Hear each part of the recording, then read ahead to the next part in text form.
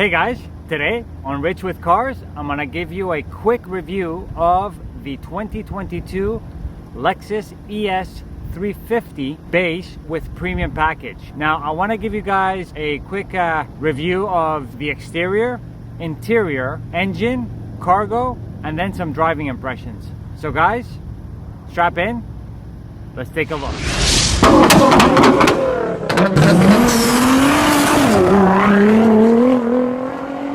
So the 2022 Lexus ES350 underwent very minor changes, which include this front grille redesign, not of the actual grille itself, but the interior portion of the grille itself.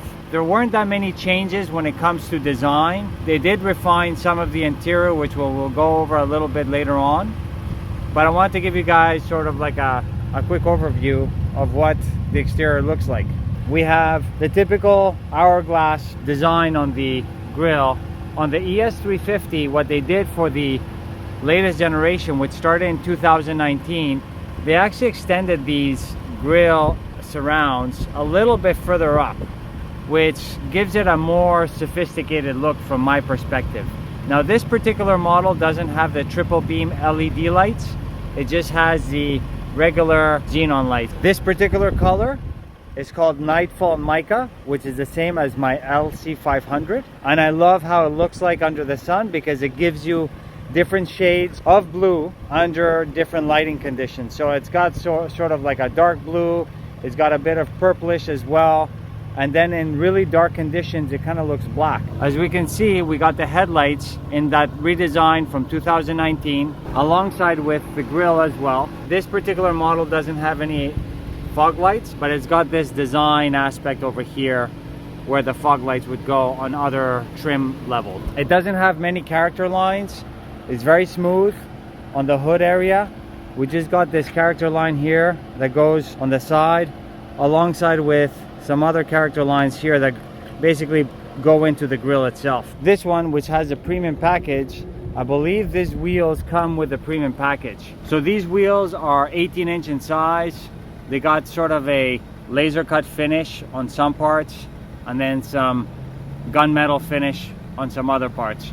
Gives a nice contrast for the wheels. Of course, the headlights here on the side, they extend a little bit further into the front bumper, and it's got a really clean design from the side. No craziness in terms of vents or anything like that. This, at the end of the day, is a luxury sedan. The side view mirrors are typical Lexus. Most Lexus vehicles will have this type of side view mirror design, and it's not like your RX or anything like that where it's got a lot of lines. It's got basically a line that goes here along the belt line all the way into the rear that basically goes into the taillights. I do like quite a bit the rear window trim design over here. It extends all the way into the 3/4 panel on the rear. Part of the latest generation redesign as part of 2019 on this 2022 model. It retains that as well. It's got these sort of triple beam style taillight design, which a lot of the Lexuses have now. We have some black plastic, which would have been nice to have in you know, the body color. And then of course the exhaust housings, which many of the Lexus vehicles have as well. Overall, I really like the design on the ES. The ES does compete from a technical perspective in terms of size with the likes of the Germans, like the A6, the 5 Series, the E-Class. Of course, it doesn't have as much performance as these vehicles, but for the price, it's really something that somebody should consider if they want to have a daily driver. Moving on to the interior. So here on the door card, we have a very nice design where you have different materials and different colors coming all along the door panel itself. I do like this interior color quite a bit. It's called Acorn, and this is, I believe, the Acorn Nulux.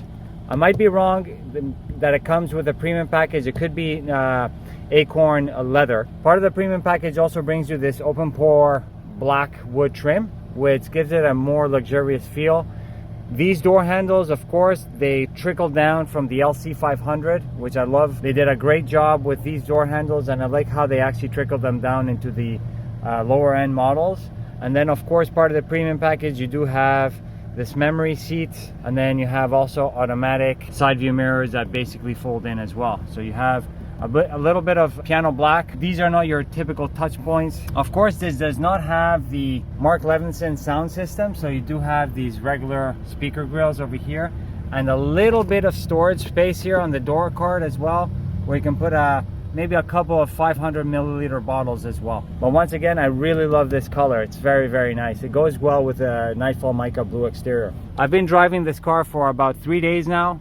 I think the seats are very comfortable. This is a great daily driver. Seats do a phenomenal job in keeping you in place and comfortable as well. They do not have a massage function, but they are extremely comfortable and very good for long drives. I do like this little design aspect where you have a bit of contrast between the acorn color and some black, and then you have some contrast stitching here. You do have that also on the seat bottom with the black and the acorn. You do have 8-way power seats both on the driver's side and the passenger side. We have this 3-spoke steering wheel, very nice. You got a very nice sort of like a brushed type of finished plastic material. It gives it more of a luxurious feel.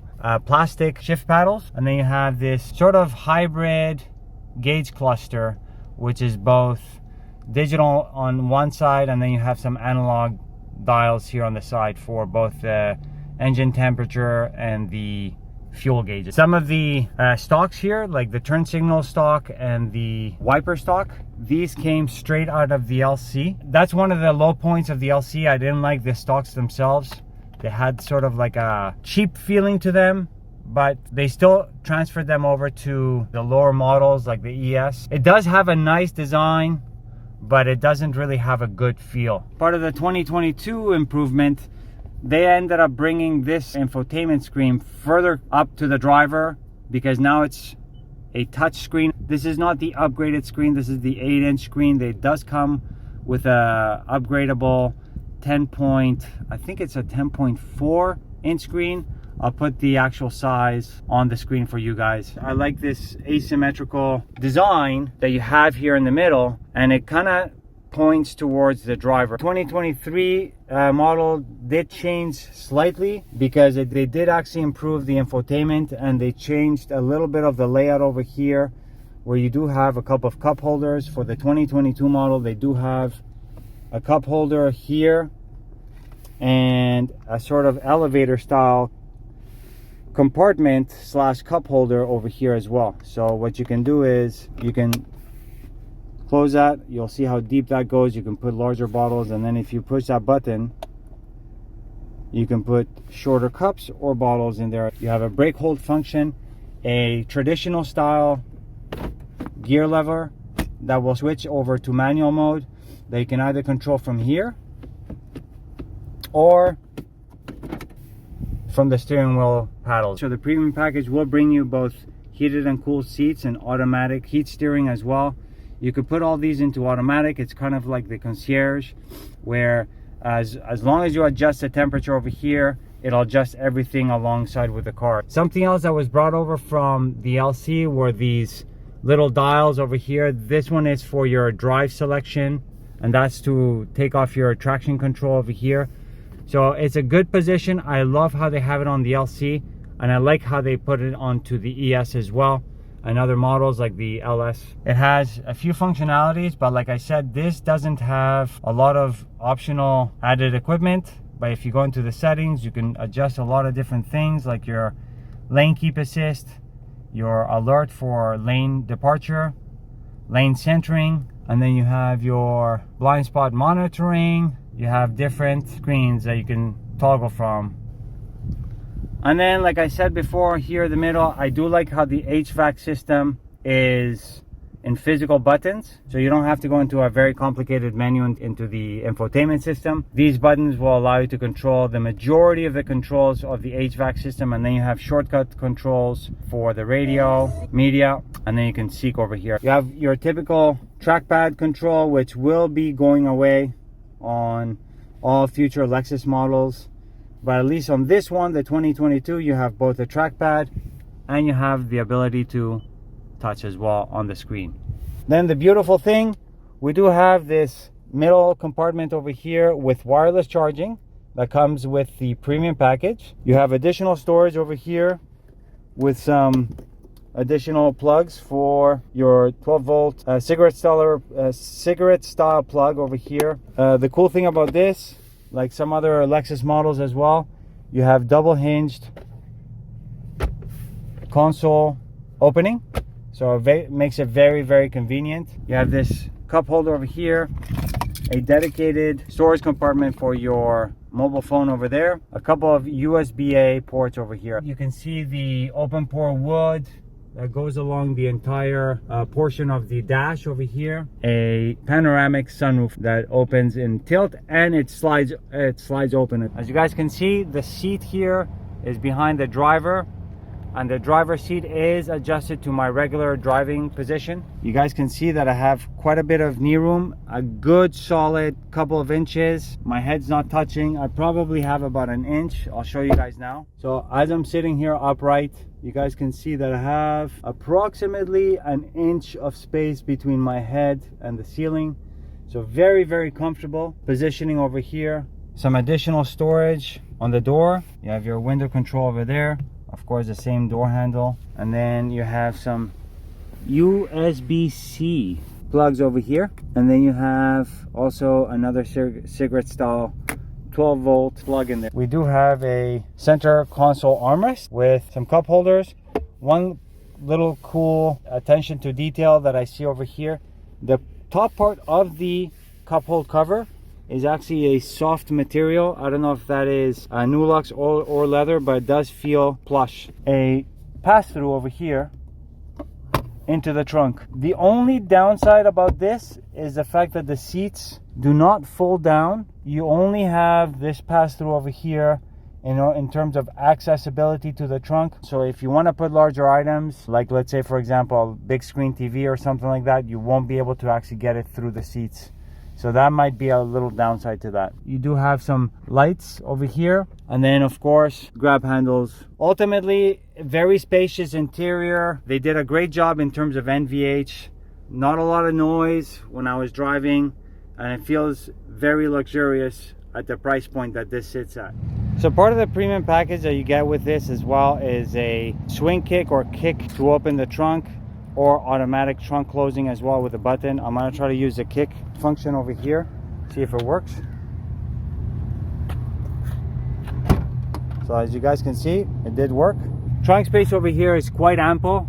You guys can see that we do have 2 carry-ons over here with no issues, a backpack, and there's still plenty of space to be had over here. I'll show you guys the numbers for the cargo volume right now on the screen. But ultimately, the only downside, like I said before, for the trunk is the fact that the rear seats don't open up to give you additional accessibility or space from the trunk itself. Other than that, I do believe that the trunk space is larger than most of its competitors in this segment.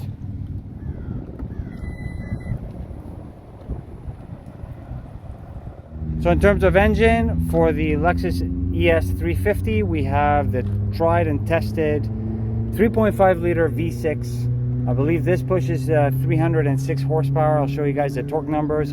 It does look like it's actually transversely mounted, but in terms of quietness, power delivery, and in terms of how smooth it is, you can't get any better than this. Especially in terms of reliability, this has been used for so many decades by Lexus. You can't have something better than this when it comes to reliability, just general, overall performance of the engine. It's been sort of used by Lexus for so many years. I think this is probably going to be last generation of the ES that's going to have this 3.5 liter naturally aspirated V6. I'll show you guys some additional numbers in terms of 0 to 60 and fuel efficiency, but ultimately this is definitely a car that if you do purchase, you can have for a long period of time because of the engine itself. So what are my driving impressions on the 2022 Lexus ES350? So this is the base trim level. It does have the 3.5 liter V6 naturally aspirated. It does have about 306 horsepower,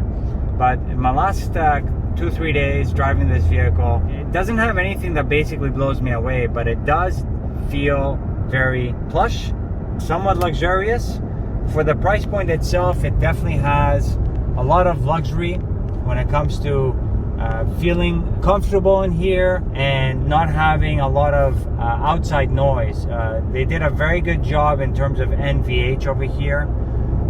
The suspension itself is quite plush. It doesn't have an advanced suspension system. Everything is all steel components as part of your control arms and regular struts as well. But in terms of suspension feel, it does have very comfortable ride. It doesn't have an adjustable suspension as opposed to the F Sport handling package, I believe. That one will have the adjustable suspension. This one doesn't. Regardless of the fact, it handles every single situation quite well. I did not drive it aggressively to give you guys an idea of how it drives from a performance perspective, but in terms of comfort, this is a great long distance driver. Also a great everyday driver. In terms of steering feel, it doesn't really communicate much in terms of what's going on the road. It does feel comfortable though. It's very soft, the steering itself, quite well assisted. And then, I don't know if you guys can hear, I am on extremely rough roads, rough pavement right now. And it doesn't really bring in a lot of the noise from the road. It's very, very, very nice to actually drive in here, especially for, like I said, every day or for long distance. And then finally, in terms of the engine feel, as I mentioned before, this does have the 3.5 liter naturally aspirated V6. Power delivery is great. I wouldn't say it's an extremely powerful vehicle, but it does the job quite well. The only downside that I would have to say from a driving perspective, it is front wheel drive, so if you do accelerate off the line quite hard, you will get some torque steer that you feel on the steering wheel. Aside from that though, if you do accelerate hard as you're already rolling, you won't get that. So that would be the only downside in respect to the drivetrain itself, because it is front wheel drive. But in terms of power delivery, in terms of quietness, and in terms of reliability, ultimately, I think the engine is a phenomenal engine. Nothing wrong with the engine itself per se. The only downside is that this engine is probably not going to last too long in the market now, because everything from Lexus and many other brands are starting to downsize and go towards forced induction. So this being the 2022, we already know that the 2023 does still retain that naturally aspirated 3.5 liter V6, but guys, don't think that's gonna last too long. Might be 2023 or 2024 model year where that 3.5 liter V6 is gonna be on its last leg. So like I said before, from a general perspective, my driving impressions were, I was very impressed. Ultimately, if you guys want to have this as a daily driver, or if you want to have it as a long-term cruiser, if you want to drive on the highway for long distance drives, phenomenal car. We actually drove several hundred miles with this, and I've been very, very happy, very comfortable, and it's also very spacious. Well guys, I hope you enjoyed this quick overview of the 2022 Lexus ES350 base with premium package with a 3.5 liter V6 naturally aspirated.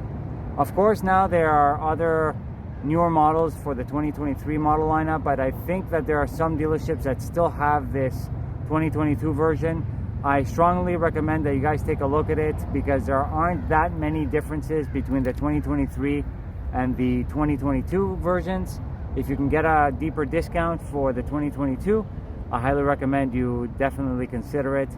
This is not a car that is gonna blow you away in terms of its performance or in terms of its tech, for example, especially compared to some of its German counterparts like the A6, the 5 Series from BMW, or the E-Class from Mercedes. From a price point perspective, I think it's actually closer to a BMW 3 Series base or an Audi A4, for example, or even a Mercedes C-Class. But in terms of what it actually gives you for the value, for the price, this is definitely something that you should definitely consider, because if you do purchase it, this will last you for many years to come. It's a very reliable car, and it does retain its value. Ultimately, it does have tried and tested technologies and mechanics, like the engine, for example. Once again, thanks a lot for watching. Thanks a lot for your support. Don't forget to like and subscribe. I'll see you guys on the next one. Take care.